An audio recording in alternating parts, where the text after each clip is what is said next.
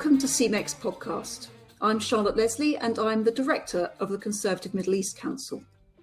It was 10 years ago today that a Tunisian man, Mohamad Bouazizi, reached the limits of his endurance and set fire to himself in a tragic act of protest and despair. He had lost his job. He was trying to earn a living selling fruit by the roadside when the authorities confiscated his wares. He died just under 3 weeks later on January the 4th.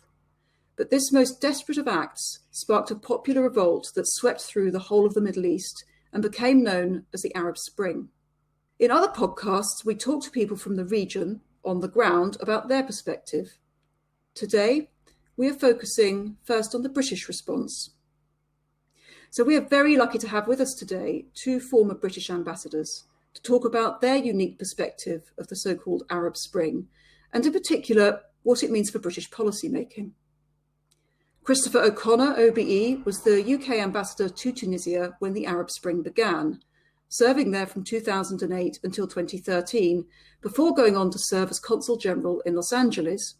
Chris, hello. Hi. And James Watt CVO has served as ambassador to Lebanon, Jordan, and became ambassador to Egypt a few months after the Arab Spring erupted there in the summer of 2011. Christopher, James, thank you so much for being with us.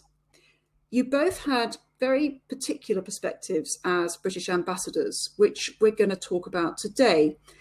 So, Chris, if I might come to you first, can you describe what you experienced of the build-up to Mohamad Bouazizi's self-immolation on December the 17th, 2010? And what was the political situation? How did things feel then? The unique thing about the Tunisian revolution compared with the others is that because it was the first one, it wasn't following any kind of script. The people who were out protesting didn't see themselves as revolutionaries. They were just protesting against things that they felt were unacceptable. It wasn't right until the end, literally 3 or 4 days before the president left the country, that anyone on the streets was actually calling for regime change. So in the weeks before December 2010, things in Tunisia felt just like they had for a long time, for many years. There was a repressive government, but not a high level of actual brutal violence. There was a lot of dissatisfaction with the economy, especially youth unemployment. And there were murmurs about increasing corruption among people close to the president. But that didn't really feel unusual. That was how in Tunisia at the time.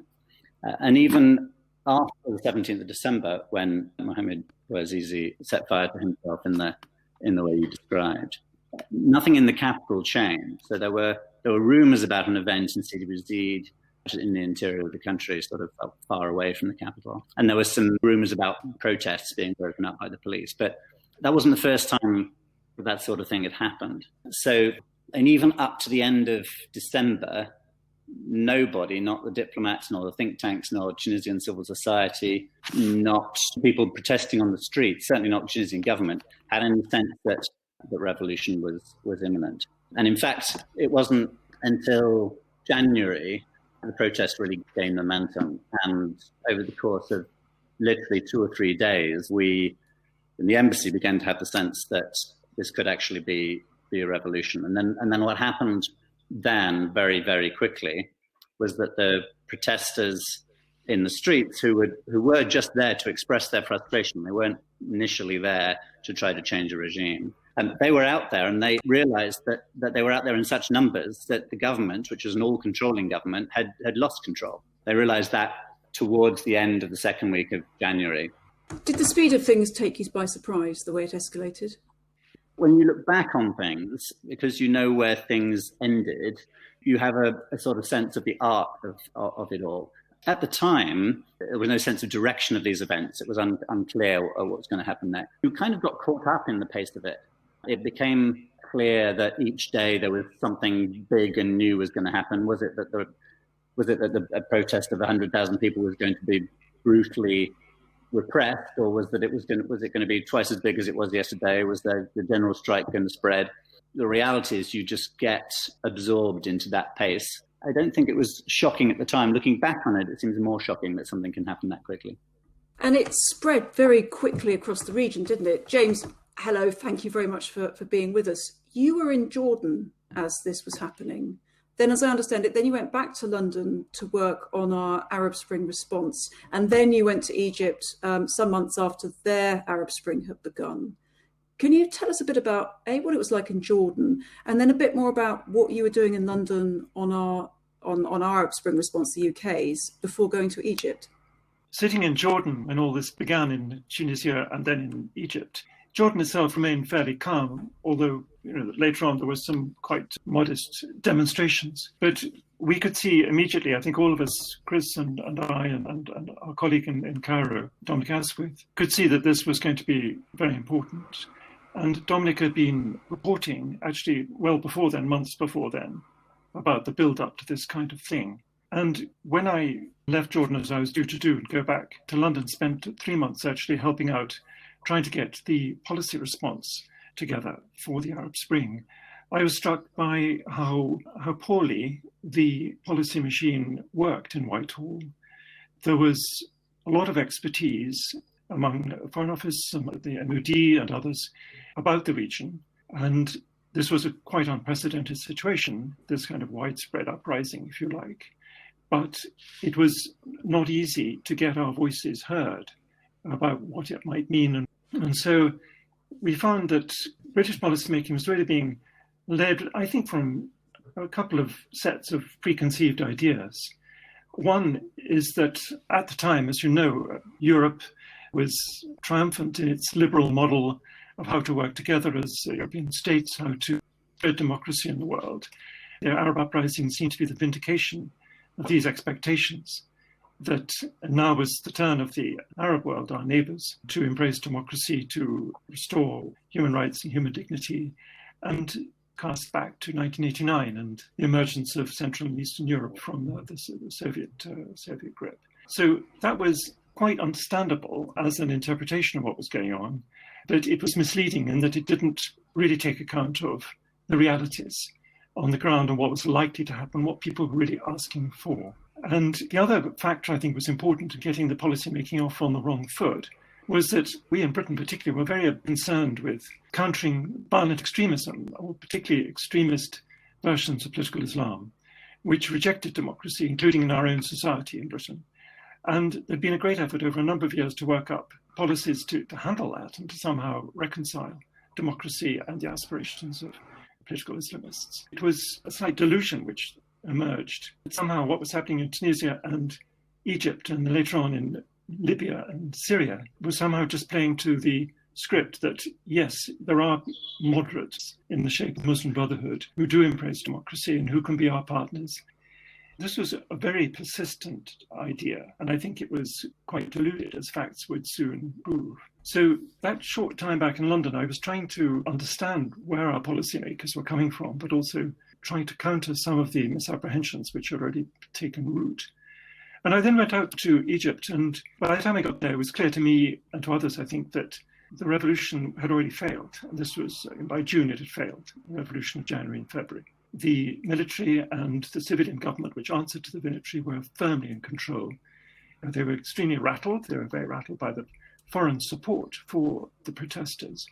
And the big battle, I think, in the summer and autumn of 2011 was to get the military to actually stick to the promise of holding elections, which they eventually did in November. But by the time I got to where the embassy is, where my residence was, it's not very far from Tahrir Square, and certainly a huge amount of tear gas would flow down towards us on the prevailing wind. And then it became very violent, with a great deal of very brutal repression.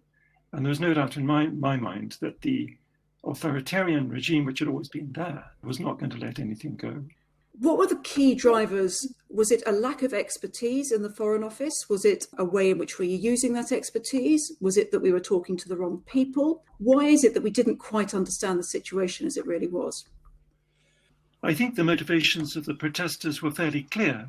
These were usually young, but not always young, liberals, people with the same kind of outlook as the rest of us who wanted human rights, democracy, and dignity and so on. And they were prepared to go to some lengths in the protests in Tahrir Square. To begin with, they weren't, rather like in Tunis, they weren't expecting to overthrow the regime. They were merely protesting against police brutality, which was become worse than ever in Egypt. And that was a protest on the 25th of January, which somehow then took on life and extended and led to Mubarak stepping down on the 11th of February. And suddenly people began to realize they could achieve some sort of regime change, and a promise was made by the military to hold elections. So it was fairly obvious to interpret what I call, the liberal bloc, a small elite urban bloc of people wanted. And of course, we very much wanted it too. But you had to remember that there were tens of millions of Egyptians who just didn't live that kind of life at all.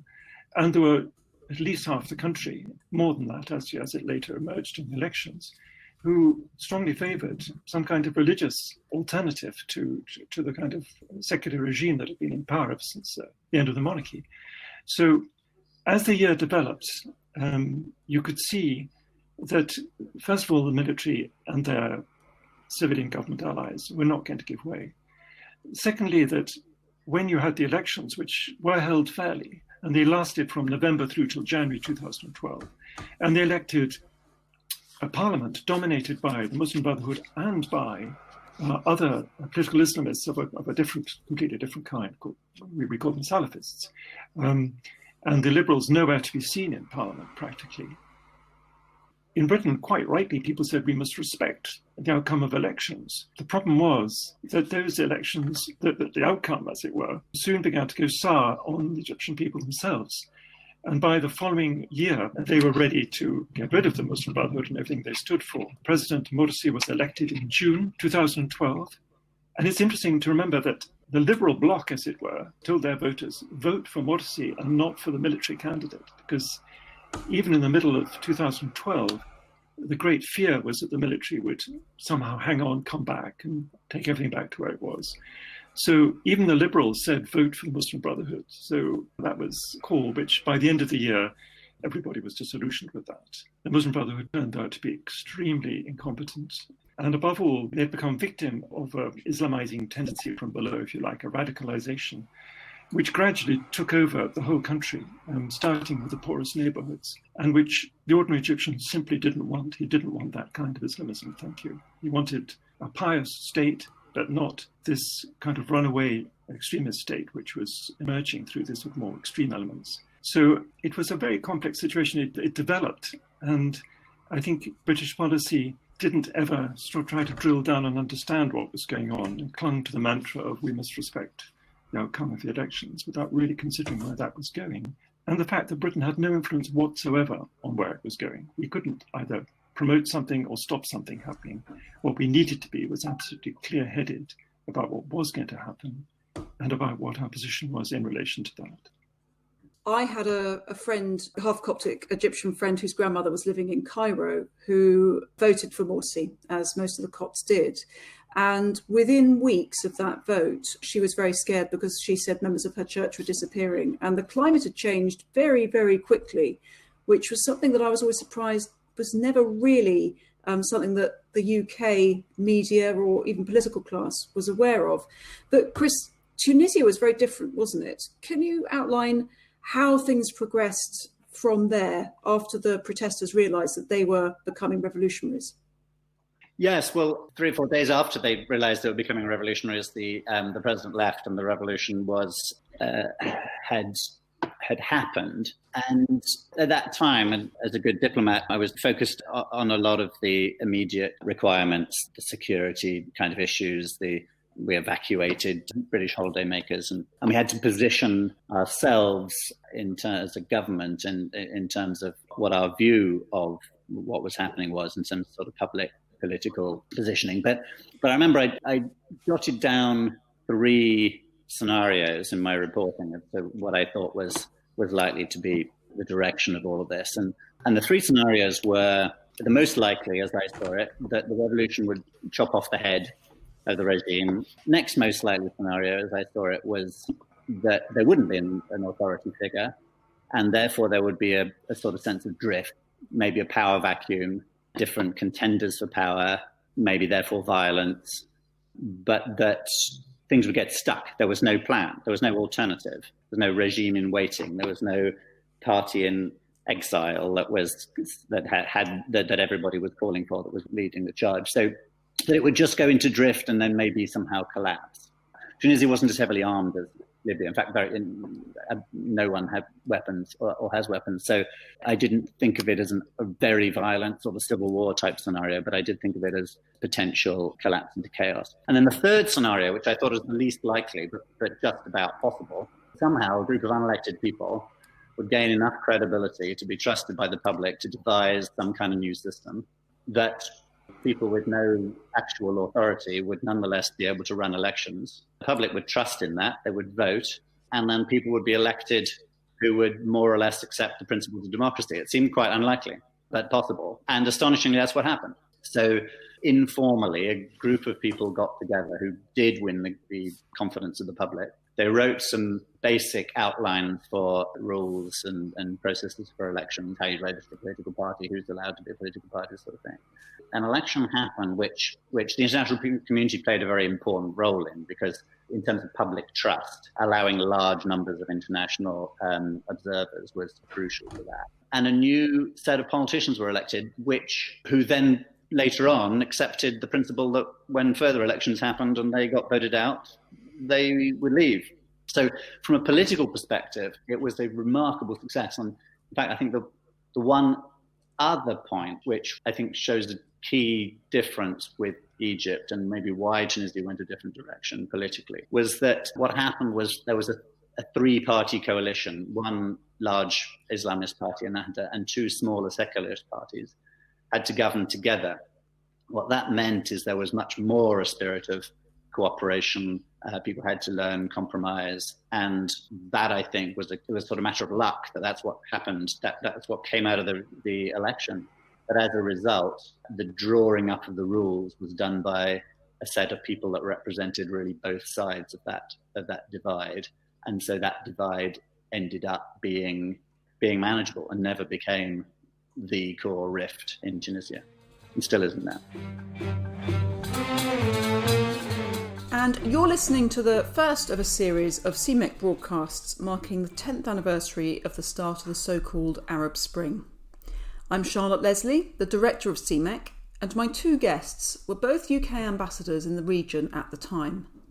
James Watt CVO, our man in Egypt, and Chris O'Connor OBE, our ambassador in Tunisia, which witnessed the start of the revolutions which were to convulse the region. James, by contrast, can you take us through what happened when Mohamad Morsi of the Muslim Brotherhood became president of Egypt in June 2012? Because very quickly, people who voted for him, including Coptic Christians who I knew, became very frightened for their safety and their security. What happened, and why was it so different from Tunisia, where the Muslim Brotherhood, in the shape of Ennahda, agreed to share power and work with secular parties? That's a very good question. I think the Muslim Brotherhood leaders I was dealing with, some of them were extremely good, impressive people, but I soon realized that they were just literally a handful of interlocutors that could more or less debate on our terms, and that they didn't actually have any power, because it's all very well they'd been elected, but actually they were all taking their orders from the Supreme Guidance Council of the Muslim Brotherhood, or the Egyptian Muslim Brotherhood, who would tell them to do things that were nothing to do with what an elected government might properly do for its people. For example, the government was doing its best in November 2012 to sign a much-needed agreement with the IMF, a standby facility to rescue the terrible collapsing finances of the country. And at the very last minute, suddenly the word came from the Guidance Council saying, no, you're not going to do that. And so I was saying back to London, look, this is not democracy. This is a democratic form which is being hijacked by a particular group of people. That was what was going on at the political level. But then at the kind of popular level, you had Muslim extremists. I mean, extremists in the sense that they were violent and they had extreme ideology to impose, were taking control of neighborhoods. And nobody in the West, none of the Western media was looking at this at all. Nobody picked it up. It was going on for months. I remember my Egyptian staff coming in absolutely exhausted when they could get in to the embassy. And I'm saying, why are you looking so exhausted? And they're saying, we were up all night defending our neighborhoods against the extremist vigilantes. Not the Muslim Brotherhood, it was Islamists of an extreme kind who were taking over. But who were taking over under cover, as it were, of the formal authority that the Muslim Brotherhood had, having been elected. And this violence went on. So when we got to July 2013, as you all know, there was a huge popular support for what was a military counter-coup, if you like, or coup against the Muslim Brotherhood government. That was a genuinely popular movement. This is, again, something in the West nobody wanted to acknowledge. There was a great festive atmosphere that day after nearly a couple of years of great tension. And it all went horribly wrong, as you know, a few months later, with the military then betrayed the promises implicit to restore constitutional government. And they went ahead and ended up by nominating their own kind of government and changing the constitution accordingly and operating in a way which has nothing to do with the demands of the original protesters of the uprising. It wasn't just the Copts who were terrified of this rising tide of extremist Islamism in the course of the first half of 2013 particularly. Everybody was. And I could see the way the government was totally failing. The Muslim Brotherhood government was totally failing to deliver even the most essential functions of government. The economy was absolutely in free fall. Public finances were in free fall. Things were going horribly wrong everywhere. And it was just a question of time before it hit the bottom. And the ordinary people of Egypt were very relieved when the military moved in July 2013. Can I ask, James, how long that relief lasted after Sisi took over? And just an anecdote, I was in Egypt for the expansion of the Suez Canal, and I was struck by the enormous popular support at that point. I think it was 2015 for Sisi at that point.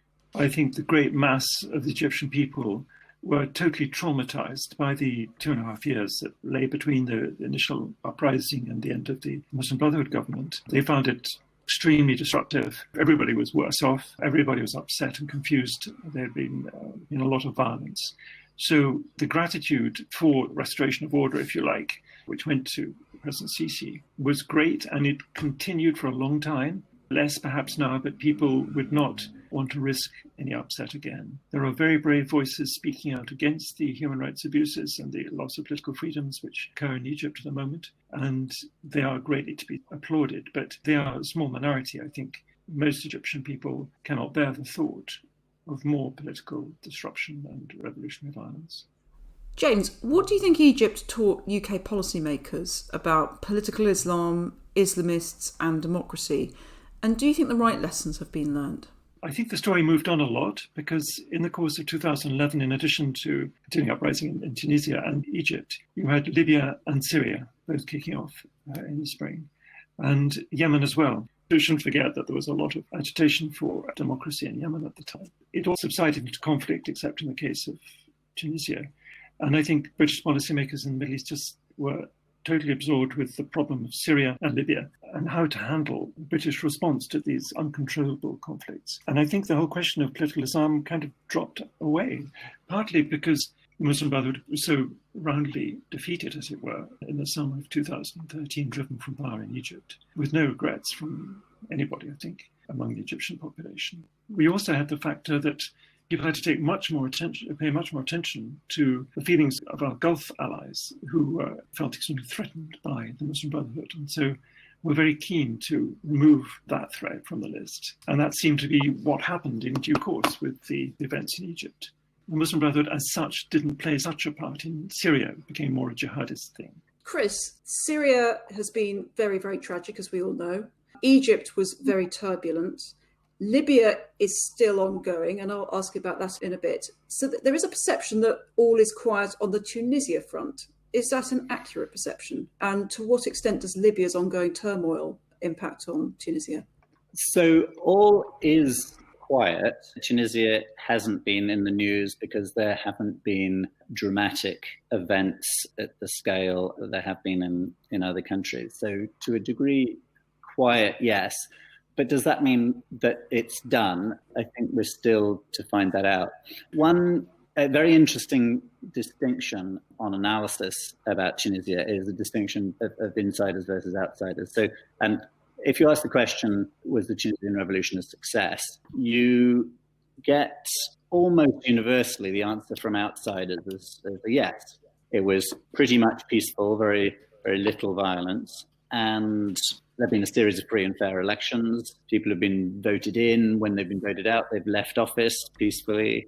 The country has shifted fundamentally from one of the least free Arab countries to a country where absolutely anything goes. There's no constraints on freedom of speech or freedom of association or anything of that sort.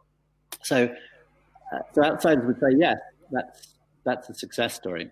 Insiders in Tunisia, right across the board, would give it a resounding no. It's been a huge disappointment. This revolution was a failure. And they'll grudgingly say, well, yes, we had these political changes. And yes, it's better that we can speak freely. And yes, elections are a good way of doing things in principle. But this was more about economics than about politics. People were complaining about corruption because there was a sense that the economy wasn't working and the elite around the president were creaming all the benefits off the top. There was a huge anxiety and anger around rising youth unemployment. And that was what people wanted to change. Youth unemployment has gone up to now 35%. And so the things that people were protesting for, they have not got. So will it all be quiet? The feeling is you can complain now, you can air your anger, you can protest, but your demands, if you're protesting to demand a job. The result of that protest is not that you get a job.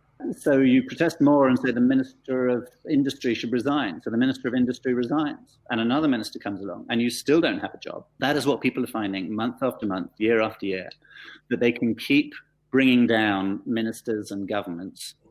They keep getting new ministers and governments and life is not getting better for them.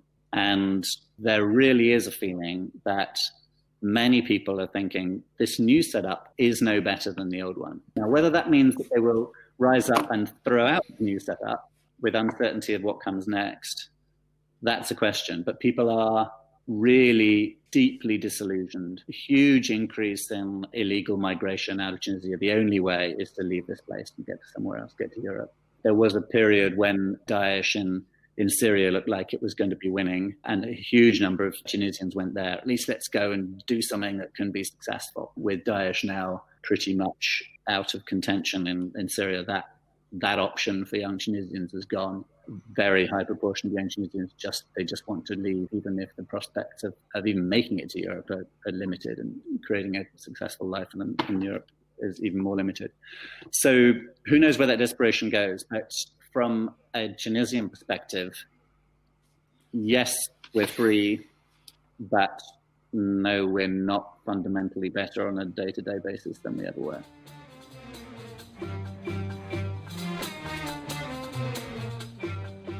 Chris, if some might say that the West's intervention to help countries politically hasn't always been a massive success, is there anything then, if this is an economic problem, that the West can do to support countries like Tunisia move to a system where they can create sustainable, real jobs?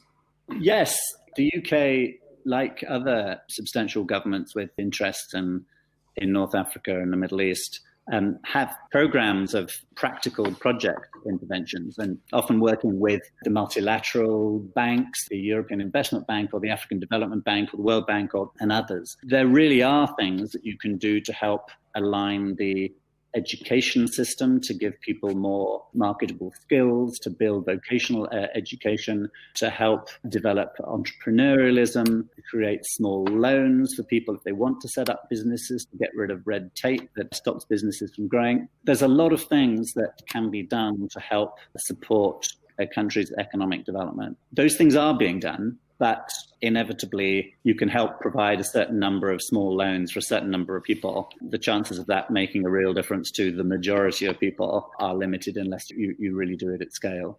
So I think my answer on what the UK should do is UK is doing the right things, working with others to address those fundamentals which are able to potentially help an economy that can support people. But if you want to make it work, you have to make it work at scale. And to what extent does Tunisia's neighbour Libya, being in such turmoil, have an impact on its economic development prospects? Yes, Libya is a huge factor because traditionally Libya is richer, it's got oil resources, and it's been a market for Tunisia. And with Libya in conflict and collapse, that market is not functioning as Tunisians would like it to. So yes, that has hugely constrained potential economic growth. What it has done is it's sort of spawned a kind of an informal underground economy. So there's a lot in the south of Tunisia. Really, young people's economic prospects are primarily around smuggling cigarettes and petrol and household goods. So in some ways, that's been a little bit of a lifeline, but it's not a very functional lifeline and is not systematized and outside the rule of law. And so, yes, if Libya can evolve from conflict to stability, that would make a big difference for Tunisia. And of course, James, Egypt also shares a border with Libya in the east. What impact has the continuing instability of Libya had on Egypt in recent years? Egypt has long suffered from the Islamist cells in Libya, on the eastern side of Libya, and the infiltration of extremists and of arms from Libya. That was way before the spring. And that's continued. And Egypt, quite rightly, has tried to protect its border by finding alliances in eastern Libya to protect it against that kind of hazard. And so they allied with General Haftar, for example, who, as you know, aspired to take the whole of Libya and a year ago was besieging Tripoli. Well, he didn't succeed. He was driven back.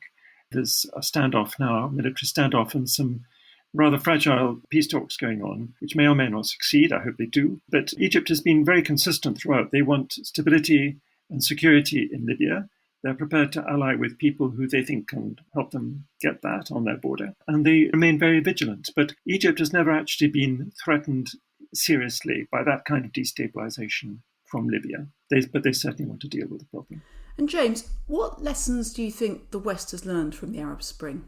I think we have less self-confidence collectively as European liberals in the sense that we feel we could export democratic forms of government very easily to other places. I think we recognize it's very difficult and we have to be far more subtle about it, subtle about what we hope for. And I think we also just need to know the dynamics of the region better and apply them in policy making. There was far too much haste, I think, at the beginning in coming up with rather simplistic views. There's a great deal of knowledge available, not simply in the Foreign Office and elsewhere in Whitehall, but in Britain generally, in the universities and think tanks and so on. We're extremely well informed as a country. And I think, for me, the takeaway would be just take it step by step and start by asking the right questions, and then begin to build policy.